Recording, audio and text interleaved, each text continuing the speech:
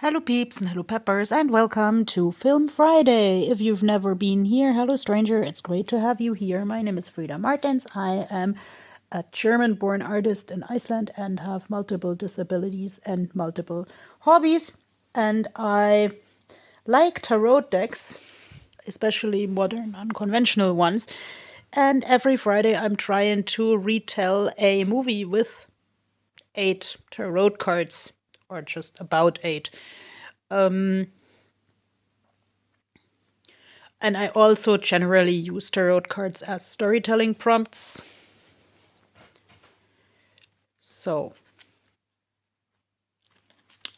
And I have designed my own tarot deck, which I hope will be available for sale in the summer.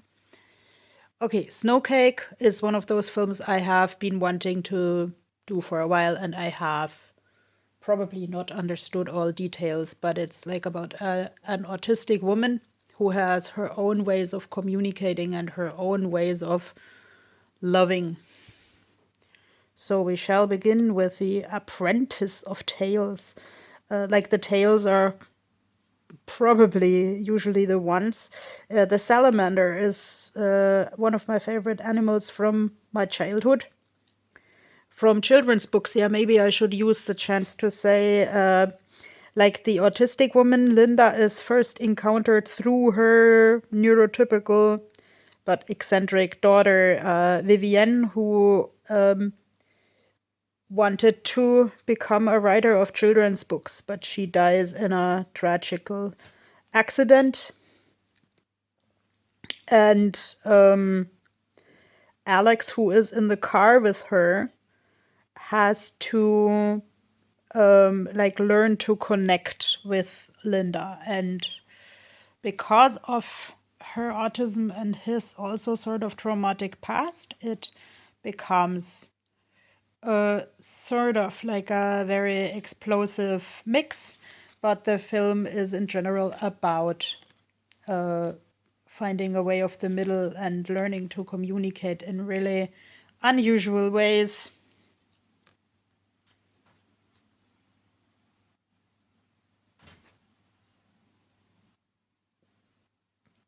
Five of paws, but I only see 3.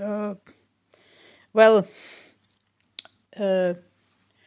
this would prompt me to think like Vivienne is missing, because Vivienne is the is like Linda's link to the world, and like when people try to help Linda and Alex with arranging for the funeral, and they ask kindly what would Vivienne like, they just get the answer Vivienne would like to be alive, and the answer sounds quite cold.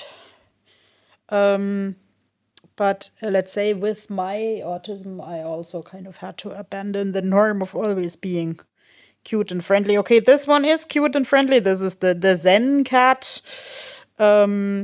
And yeah, I would say she's a she.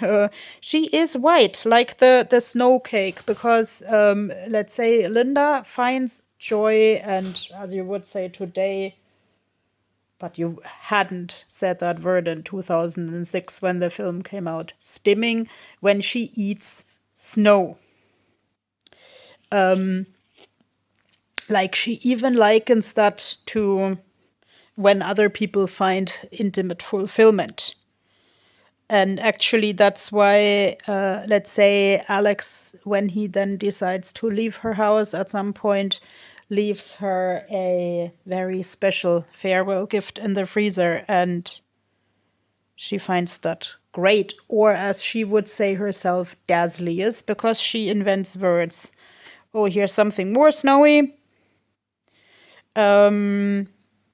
Yeah, that could actually be Linda laying in the snow and eating snow. And like, let's say, when I learned first about autism without knowing that I had it, the first article I read was called "Ways Out of the Snail Shell." And here, this is like a pilgrim's clam. And I would say the communication of Linda and Alex is kind of a pilgrimage where both parties first go like, oh no, and out with you, and this doesn't work, but in the end it does. The Wheel of Feline. I haven't seen this card before, but let's say in classical tarot, this is the Wheel of Fortune. And I know that a lot of people talk about the like hamster wheel as like the working market. Linda has a job like filling up the shelves in the supermarket. I don't know what it pays in the context, but she is like very accurate with making rows and having everything very neat. And actually, this is a job where she can shine with her autistic need and interest. And well, the dice always show, yeah, fortune. And I mean, it is like, of course, poor fortune that Vivian died in Alex car. But it is like the German subtitle of the film is Jedes Leben berührt ein anderes. Every life touches another one. So Vivienne has probably also touched the life of Alex, and Alex has touched the life of Vivienne and of Linda. And actually, this here is like also like harvest stuff. So I would say the people in the story have a harvest. Yeah, hearts are often being scratched and winds are often being stirred. Yeah, I think Linda wouldn't want to live in my personal chaos here with all the bags and so on, but because she wants everything very neat and clean, and there's this scene where she goes like huge sign Linda's space, and that's basically all the house, and then Alex space, that's one humble shelf. But actually, one friend with who I watched the movie suspected there would be romantic involvement between Linda and Alex, but then, if I remember properly, actually, the romantic involvement is between Alex and the vet. Because, let's say, when Vivian passes away, Linda inherits her dog that she has a problem with. And basically makes this no gesture to not adopting the dog, but what can one do? So actually, Alex helps handling the dog, and yeah, gets closer to the vet.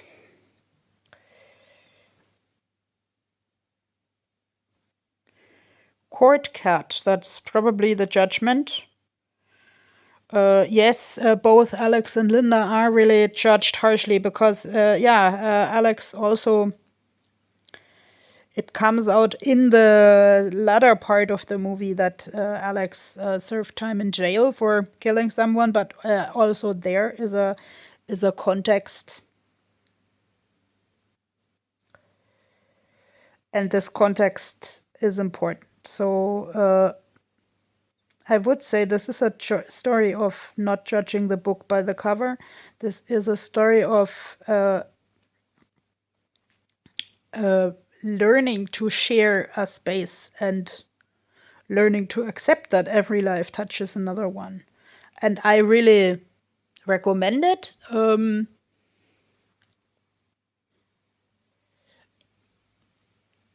Like many movies, I wouldn't say this is the perfect autism representation, but it is a good conversation starter, and it is one story of autism with a lot of subtle undertones and, in the end, a lot of friendship. Bye bye.